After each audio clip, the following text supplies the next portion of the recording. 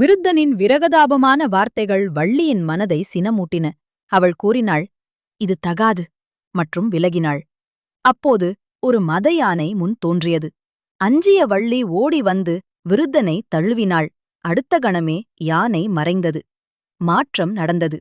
மயில்மேல் ஆறுமுகன், ஞான வடிவம், வேல் ஒளி. வள்ளி கண்கலங்கினாள், உருகினாள். உள்ளம் சொன்னது, நீங்கள்தானா?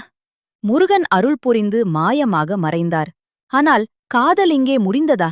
நள்ளிரவு வேடுவர்கள் ஆயுதங்களுடன் சூழ்ந்தனர். அம்புகள் மலர்களாய் மாறின. சேவல் குரல் ஒலித்ததும் வேடுவர்கள் விழுந்தனர். வள்ளி கதறினாள், என் தந்தையை காப்பாற்றுங்கள்!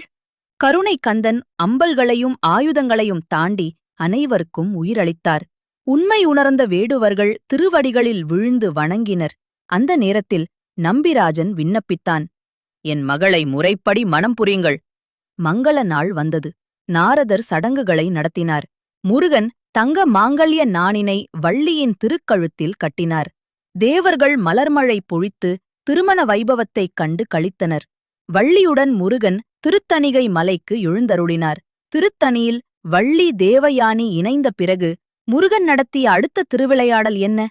மேலும் தெய்வீக கதைகளுக்காக டிவைன் புராணம் சேனலை சப்ஸ்கிரைப் செய்யுங்கள்.